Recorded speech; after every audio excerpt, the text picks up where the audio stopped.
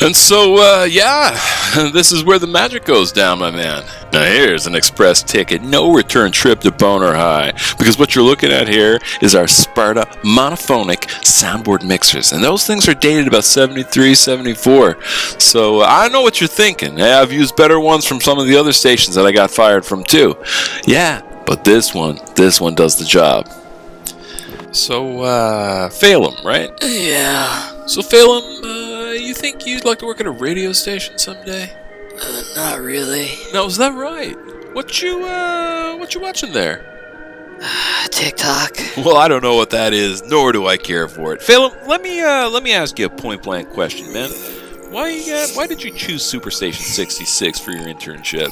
My uncle works in accounting. Right, Oriax, yeah. Well, that explains a lot.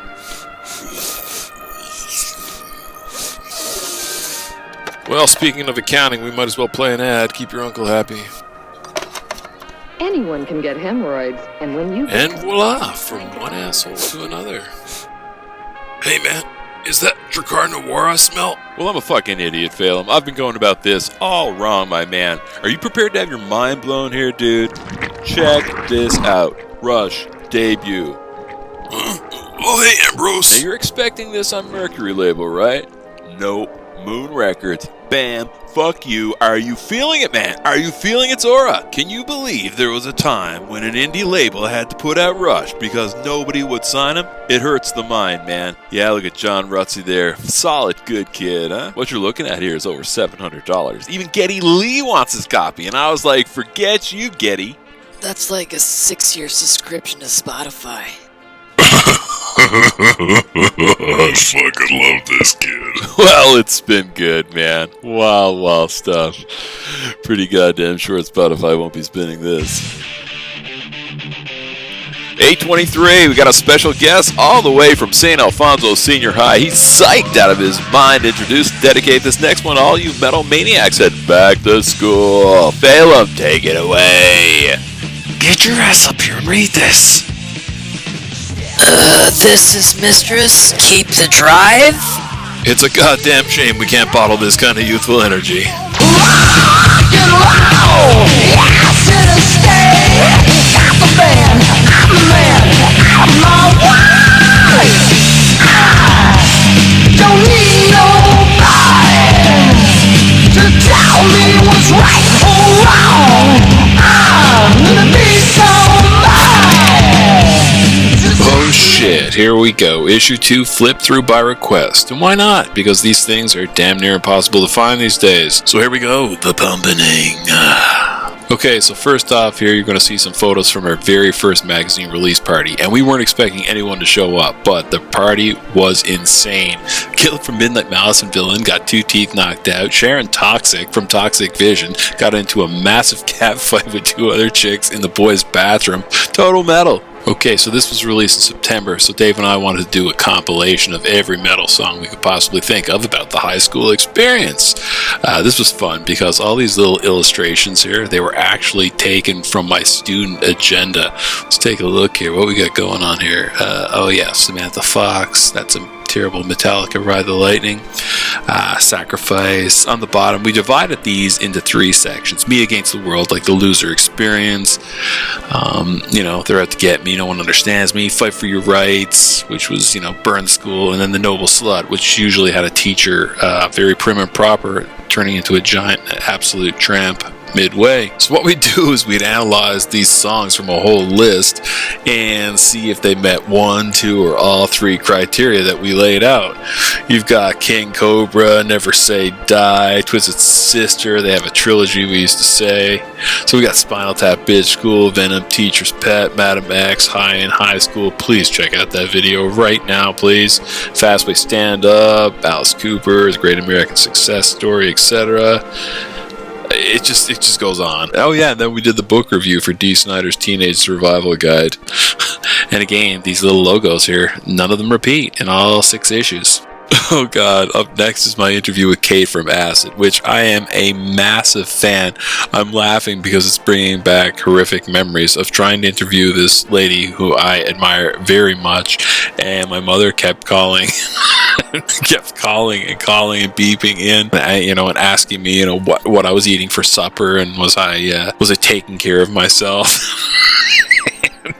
Kate could hear the whole conversation. It was outrageous. We have a tribute to Records here. And then, oh God, I forgot about this. Glenn Salter, who was a guy we knew who worked at Suspect Video, cool guy. He did this little expose, little story behind Except Balls to the Walls. Were they or weren't they homosexuals? He delved into it, the album cover, the photo shoot, and the actual lyrical content.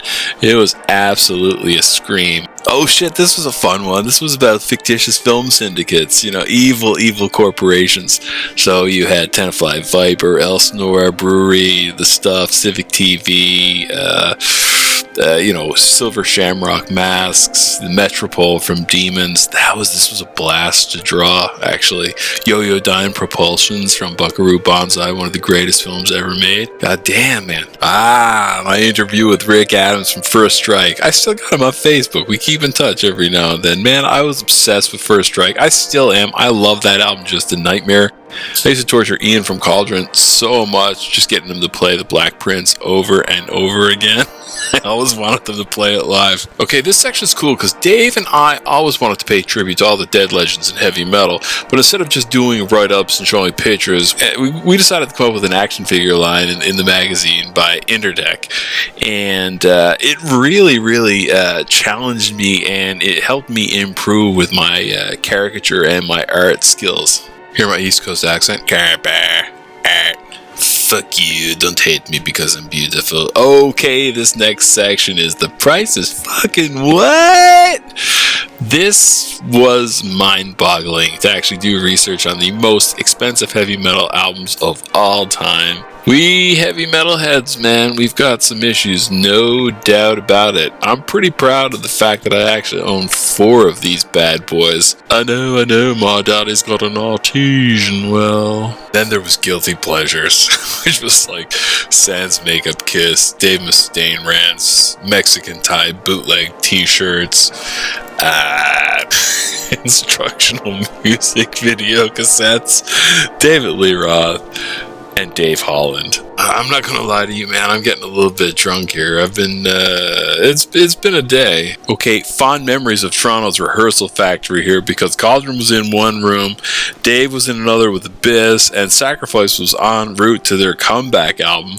And I just interviewed them on the fly. And it was just one of those situations where your inner 14-year-old is just freaking out. And I got to hear a lot of fun stories, like both who were almost stabbing the guys to death in an elevator. And then there was Fuck You, It's Heavy Part 2. Which we did just ultimate bad guys. We got William Zabka from Karate Kid, Michael Berryman, Ronnie Cox, Ramrod from Vice Squad, the Bounty Hunters from Empire Strikes Back, and then for me, the ultimate bad guys, the Clarence Boddicker crew from RoboCop 1. You ain't gonna get any better than that. Yeah, and we have another label spotlight, this time on Pure Metal, Christian metal label. We're gonna do a lot more on this in another episode, to be sure. Can't believe I just said to be sure. Alright, shitty album covers, always a fun favorite section. And also we have the